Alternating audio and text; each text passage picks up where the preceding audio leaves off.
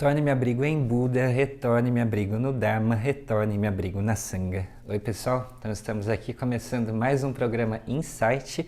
Eu sou o Daiko, eu sou um monge zen da tradição Sotoshu, do budismo japonês. Eu me especializei em meditação, eu sou aluno da Monja Koen desde 2008. Iniciei minhas práticas aqui no Zen do Brasil, a comunidade que fica no Pacaembu, em São Paulo. Cheguei a morar lá, trabalhei por 7 anos lá. Depois fui para o mosteiro de Daiyuzan Saijoji, no Japão, um mosteiro enorme que fica no meio da floresta. Fiz minha formação oficial da escola Sotoshu por lá. E depois eu fiz especializações na Europa, na França e na Holanda. E agora estou de volta ao Brasil. Eu vim ano passado para fazer a minha transmissão do Dharma, que é a graduação oficial que me torna um sucessor, representante oficial tanto da Monja Koen quanto da escola Sotoshu do Japão. Então em julho a gente vai estar indo para o Japão para fazer as cerimônias finais lá nos 2 mosteiros sede. A nossa ordem tem 2 mosteiros sede, tem 2 sedes, que na verdade como se fosse um Vaticano da Igreja Católica. A escola Sotozen tem 2, tem 2 sedes, 2 mosteiros que se alternam, chamado de Eiheiji e Sojiji. São esses símbolos aqui. Esse aqui é o mosteiro de Eiheiji, que fica em Fukui, e esse aqui é o mosteiro de Sojiji, que fica em Yokohama, ao lado de Tóquio. Então são 2 mosteiros cujas lideranças se alternam a cada 2 anos.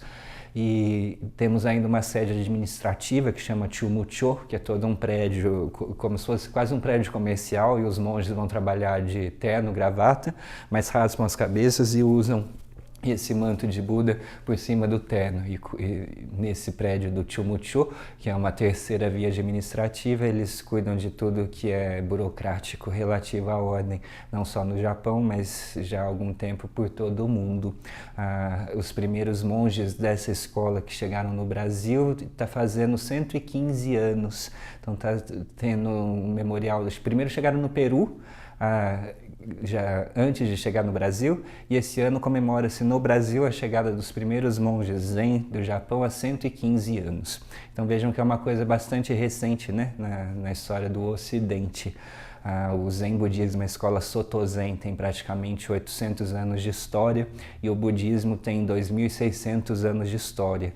Então é uma coisa que só chegou para nós há 115 anos, e os templos e as comunidades, no princípio, eram muito restritas às comunidades japonesas. Então é algo que só está se tornando conhecido para nós ocidentais como uma prática acessível há muito pouco tempo, apenas algumas décadas. Nos Estados Unidos teve um certo boom, uma certa explosão durante os anos 70, teve muitos movimentos espirituais que estavam ligados a todos os acontecimentos culturais daquela época, né? Guerra Fria, Guerra do Vietnã, Flower Power, hippies e toda uma procura de uma nova maneira de se portar e de existir no mundo que fosse um pouco diferente dos padrões de guerra, de violência, de separatividade, de elitismo que reinava até então. Então é uma tradição muito antiga, mas que para nós é bastante nova, que só chegou no Brasil há 115 anos e que a gente ainda está começando a ficar à vontade com ela, conhecer alguns personagens, alguns aspectos da tradição. No Ocidente, o aspecto da meditação chega com muito mais força, porque as pessoas vão até os templos e procurar os monges para meditar, para se especializarem em meditação, para fazerem retiros e para buscarem essa experiência mais intensiva da meditação, que a gente faz retiros de 5, 7 dias de silêncio. Então esse é o carisma, a abordagem principal, a procura e a demanda principais dos grupos de prática ocidentais. Então é essa busca pela meditação no sentido de se autoconhecer, de conhecer a própria mente, o estudo não só da minha mente, mas da mente humana. Então esse é o cenário que predomina nos templos ocidentais, enquanto que no Japão é toda uma religião bem estruturada já há milhares de anos, né? E 90% da população japonesa é budista e, ao mesmo tempo, é shintoísta. O shintoísmo é uma religião que a gente fala autóctone do Japão, que é a religião original da cultura deles. e que coexiste muito bem com o budismo, elas não entram em conflito. O shintoísmo tem mais divindades, o sol é uma divindade e as figuras da natureza são consideradas como encarnações, personificações sagradas. O budismo não fala muito disso, mas essas duas tradições convivem muito bem e é muito normal que boa parte que grande maioria das famílias budistas sejam ao mesmo tempo no Japão budistas e shintoístas. Então são duas tradições que coexistem. E mesmo dentro do Japão existem várias escolas budistas que não são só o Zen. Existe o budismo da terra pura, o budismo Nichiren, e uma dessas escolas é o Zen, que tem duas vertentes principais. A Soto Zen, que é a escola a qual eu pertenço, onde eu fiz minha formação, que eu pratico, que eu represento, e onde vem todos esses ensinamentos que eu transmito, que eu ensino. E a base da Soto Zen é a meditação Zazen, que eu passo para vocês, mas chamada de Shikantaza. Shikantaza quer dizer apenas sentar. Então é uma maneira de meditar onde não tem um objeto de meditação. Então não temos um mantra, não temos luzes coloridas, não temos um pensamento específico, nós apenas sentamos, Shikantaza. E esse apenas sentar com uma postura precisa, adequada e perfeita, o fato de apenas sentar vai naturalmente nos levar a estados meditativos mais profundos e vai proporcionando uma transformação gradual ou às vezes súbita na vida da pessoa. Então a escola do Zen tem essa grande escola Soto Zen, depois tem uma escola menor chamada de Rinzai, onde a diferença básica é que os praticantes dessa escola, eles também fazem Zazen, como eu ensino aqui, mas quando eles se sentam, eles têm um objeto de reflexão. Eles não apenas sentam, eles sentam com uma pergunta, com uma investigação, com coisas, com questões que precisam de respostas, que são chamadas de koan. Koan são casos públicos, são questões, são perguntas enigmáticas que não tem uma resposta lógica, mas que a pessoa vai sentar em meditação para buscar uma maneira de sair desse enigma. Então são perguntas do tipo: que face você tinha antes dos seus pais nascerem?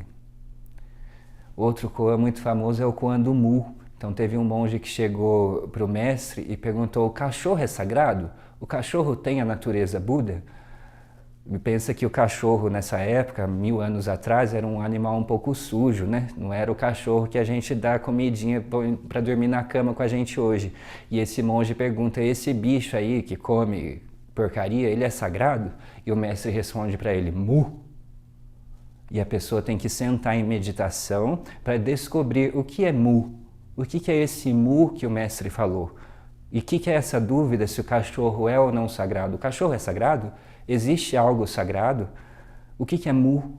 O que é você? O que é a vida? Então são duas maneiras de meditar um pouco diferentes. Uma que considera que apenas sentar vai nos levar ao que a gente chama outra margem, a essa experiência, esse encontro com a essência mais íntima do ser, e outros que dizem que apenas sentar pode ser que você fique parado em algum estágio intermediário, ou que fique descansando, ou que fique viajando na maionese e que não acesse, não alcance com a sua mente essa essência, essa natureza, essa face original, esse nível mais profundo de consciência, que, portanto, para isso é necessário haver uma procura, um esforço, alguma coisa que nos leve até lá. Então são duas maneiras distintas de chegar no mesmo lugar. Eu, no meu processo, eu já pratiquei as duas e eu fico mais à vontade com o apenas sentar, com o Shikantaza. Eu apenas me sento e, naturalmente, pelo fato de sentar, a minha mente vai se acalmando, se silenciando, de modo que funciona muito bem para mim.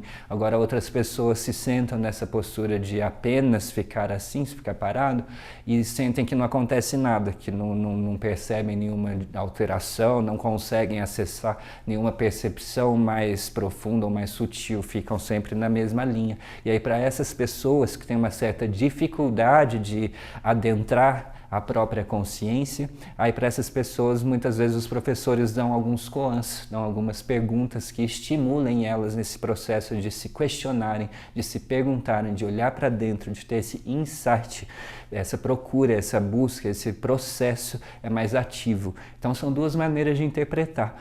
Lembrando que na nossa escola Soto Zen a gente considera que a prática é em si mesmo a manifestação da iluminação. Então é porque nós somos seres sagrados, porque nós já somos seres sagrados, que a gente busca maneiras de manifestar isso, que a gente busca práticas, que a gente busca meditação, que a gente busca preces, que a gente procura templos e procura pessoas com afinidades semelhantes para ter conversas que nos estimulem nesse processo do desabrochar da consciência humana.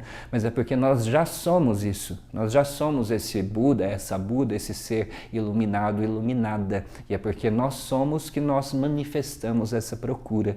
Então, são maneiras de pensar que às vezes podem fazer uma diferença de você praticar alguma coisa para você se tornar um ser iluminado, ou de você entender que é porque você já é um ser iluminado, então por isso você é capaz de praticar coisas que manifestem esse estado da iluminação, essa iluminação que é essa abertura da consciência, né? Que é quando a Buda teve a sua experiência iluminada fazendo meditação, a frase que ele disse foi justamente essa, que eu, a grande terra e todos os seres simultaneamente somos o Sagrado Manifesto.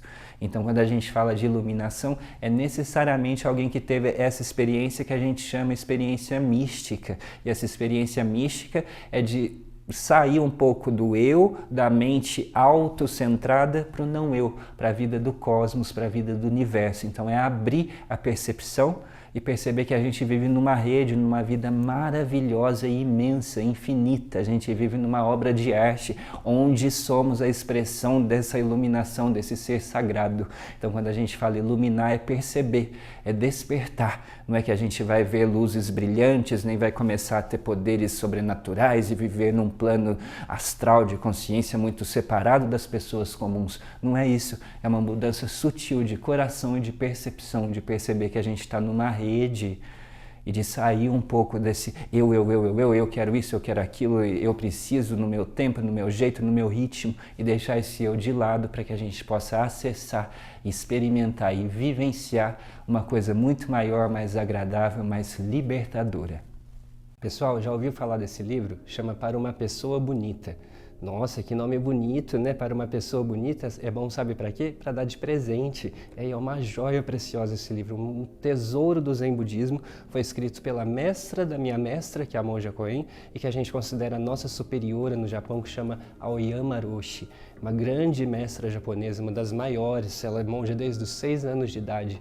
E aqui são vários contos muito singelos, onde ela dá vários ensinamentos relacionados com a cultura do Japão e com isso que é a vida cotidiana do Zen Budismo.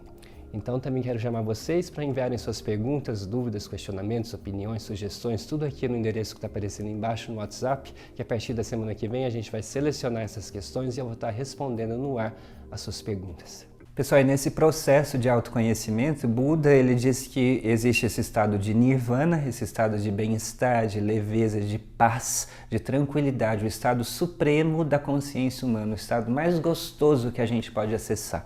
Ele chama de nirvana e ele diz que existe um caminho, existe uma prática, 8 aspectos que nos levam a esse nirvana. Então tem até uma roda que é chamada de a roda do Dharma, que tem 8 eixos, 8 braços, assim, mais ou menos como a roda do Corinthians, do timão do Corinthians, parece um timão de barco, uma direção volante de barco, né? Então tem o eixo central e depois 8 braços que saem desse eixo. E esse eixo é feito de 3 coisas. E é dito que lá está o nosso sofrimento, que é a nossa ganância, a nossa raiva e a nossa ignorância.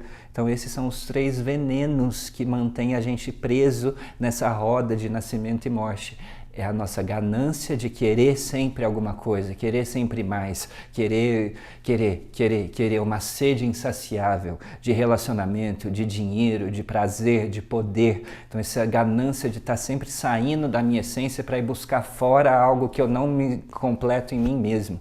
Então isso é ganância, é um veneno que pode nos pegar a qualquer momento. Depois tem a raiva todo mundo conhece, né? O que acontece com raiva? A gente fala o que não devia, perde méritos, destrói relacionamentos e tem respostas muitas vezes inadequadas, desproporcionais às situações, porque a gente fica preso nas nossas emoções. E tudo isso é fechado pelo terceiro veneno que pega a mente humana, que é a ignorância de não conhecer a si mesmo, de não conhecer a própria mente, de ser ignorante sobre todo esse processo, de ser ignorante sobre as leis da vida, sobre causa e efeito. E quando a gente não vê as coisas com clareza, a gente sai por aí tropeçando, batendo o dedinho na quina da cama, né? Derrubando as coisas, batendo nos outros, se esbarrando o tempo inteiro, porque a gente não vê com clareza. Então a meditação, esse insight, esse olhar para dentro, é para trazer luz para que a gente possa ver, e ver com clareza para atuar de forma assertiva. E aí tem esses 8 aspectos que, na verdade, ele vai falar: é viver uma vida correta, é ter uma memória correta. A memória correta vai se lembrar do que é bom, vai se lembrar do que é adequado, do que é verdadeiro, vai se lembrar do que fazer, vai se lembrar que as nossas ações trazem efeitos, então que ações que eu estou criando. Depois ele vai falar da fala correta. Como é que eu uso a minha fala? Será que as coisas que eu digo são verdadeiras? Será que estão de acordo com a realidade? Ou se eu estou distorcendo para o meu bem-estar? Se eu estou omitindo para eu me beneficiar? Então perceber isso e perceber o quão poderosa é a nossa fala. Se a gente puder ter maestria sobre o nosso discurso, sobre a nossa fala, a gente chega em qualquer lugar. A gente pode fazer qualquer coisa se a gente dominar a fala e o discurso. Até antigamente diziam: quem tem boca vai a Roma, não é? Então a fala correta é falar aquilo que é correto, é falar aquilo que beneficia, que agrega, e tudo isso vai nos levando nesse caminho adequado de uma vida que acessa essa consciência superior. Então tem um meio de vida correto, como é que a gente passa o nosso tempo, que ações que a gente tem, o que é o nosso hobby, o que é as nossas atividades, como a gente se relaciona com os outros, aí está tudo incluso. A hora que a gente dorme, a hora que a gente come, será que tem um equilíbrio nisso tudo? Será que os meus propósitos estão alinhados com a maneira que eu falo com o porteiro, com o cobrador do ônibus? Será que todas as minhas ações estão canalizadas para o meu propósito? Será que eu sei qual é o meu propósito? Então, quando a gente fala de acessar essa mente maravilhosa de Nirvana, é preciso ter um certo trabalho, um certo esforço, um esforço correto de ir nessa direção correta. O esforço correto é aquele esforço que a gente faz sem forçar. Quem faz yoga, quem faz atividade física sabe que tem um esforço que a gente faz que pode até se machucar, que vai forçando, que vai demais, é além da nossa energia. E tem um esforço que vai mais leve, que vai mais light, que vai mais aos poucos, que vai mais gradualmente, mas ainda assim é um esforço, é um impulso, é algo que nos mobiliza em determinada direção. Então tem que ter esse esforço correto, numa direção que seja correta. A gente tem que ter um pensamento e uma atenção corretos. Quer dizer, pensar, interpretar as situações, as pessoas e a realidade de acordo com as situações, as pessoas e a realidade. Ser capaz de ver o que é como é. Isso é muito difícil, porque a gente está o tempo inteiro pintando cores em cima da realidade, projetando expectativas e frustrações, e projetando apegos e aversões, e criando lentes e camadas que vão nos separando e nos impedindo de compreender as coisas como elas realmente são, porque a gente vai criando viés para funcionar na vida e para adaptar a vida para o que eu quero e não para o que as coisas realmente são. Então tudo isso vai nos criando separações, divisões, conflitos, e a gente de repente não acessa mais essa mente clara, essa mente lúcida de paz, de contentamento, de nirvana. Depois tem a concentração e a meditação correta. É preciso saber meditar de uma forma adequada, uma meditação que nos leve, que nos transporte a essa experiência do desabrochar da consciência humana. Então não é qualquer técnica, não é qualquer prática, não é qualquer jeito que a gente chega lá. Existe uma maneira, tudo na vida existe uma maneira adequada, existe um caminho, existe um jeito.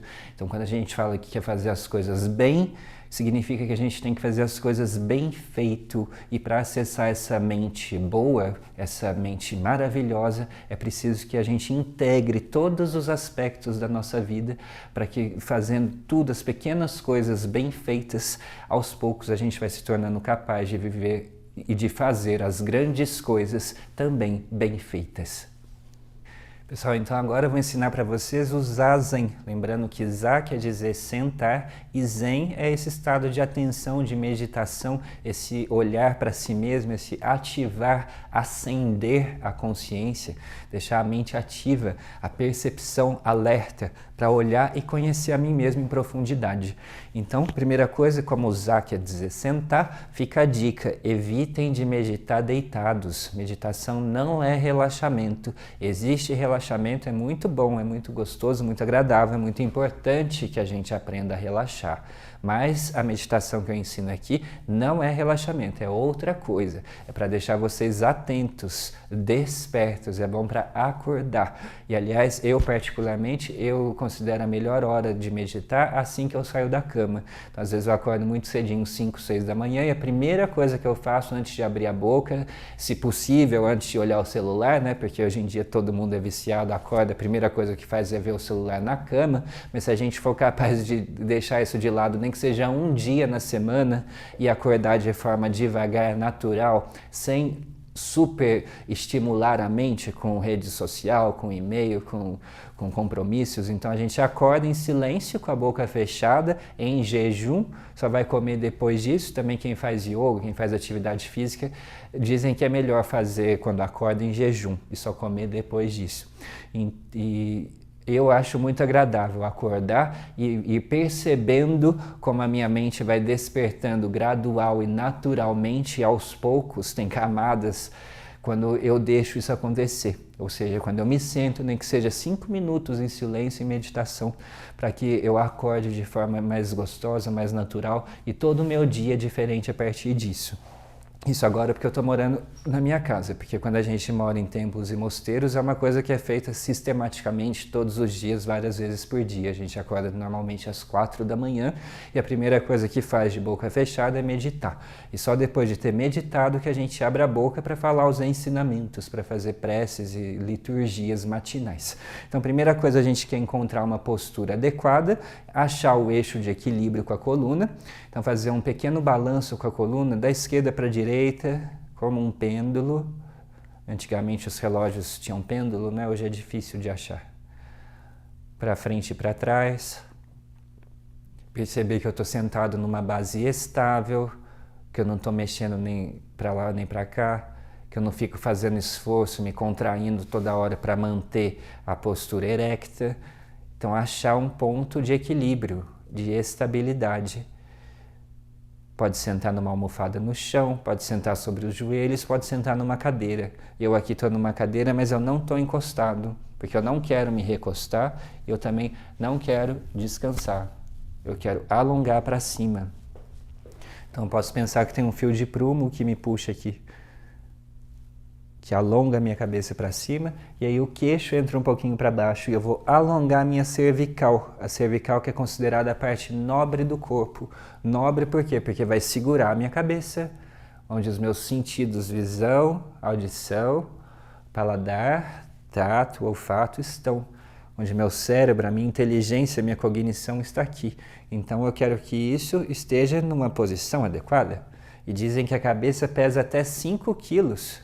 Imagina, 5, 6 quilos é um saco de açúcar, de arroz, que a gente carrega aqui em cima de um ossinho pequeno, que dizem que até parece um Buda, que é um ossinho meio piramidal, assim, que dizem que parece um budinha sentado. E é o último osso da coluna vertebral que vai sustentar esses 5 quilos.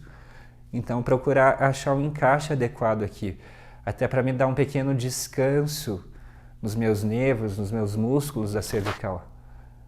Porque normalmente no dia a dia a gente não para achar esse eixo, esse encaixe. Então é uma oportunidade da gente se conhecer e de se alinhar. E aí eu posso imaginar que tem uma linha entre as orelhas e os ombros e que o meu nariz está no mesmo plano aqui do umbigo. Então existe uma postura adequada. E as mãos eu vou posicionar no mudra cósmico. A mão direita vai vir embaixo, a esquerda vem em cima, e elas ficam aqui no meu colo. E os polegares se tocam levemente. E esse vai ser o meu principal foco de atenção e de concentração nessa prática. Então, se eu estiver muito relaxado, os dedos vão cair. E se eu estiver muito tenso, eu vou apertar de modo que a ponta das unhas fique branca. Então existe uma tensão média que é mais ou menos como a corda de um violão. Não é nem muito esticada, nem muito frouxa. Se tiver muito tensa, ela pode arrebentar, estourar. E se tiver muito folgada, não sai som. Então tem um ponto médio, um caminho do meio, um ponto de equilíbrio, onde essa corda é capaz de produzir um som afinado. E é mais ou menos isso que a gente faz em meditação. Nós nos afinamos, nós nos refinamos. A gente encontra o nosso tom adequado, o nosso eixo de equilíbrio e o nosso ponto de harmonia. Essa é uma prática milenar, ancestral, gratuita, simples, mas que talvez seja a coisa mais profunda, mais sutil e mais transformadora da mente humana. Então fica aqui o convite que eu faço para vocês todos os dias a ter esse insight, esse parar um pouco e olhar para dentro, compreendendo que ao olhar para si, que a gente pode conhecer a si mesmo, fazer escolhas adequadas e viver uma vida iluminada.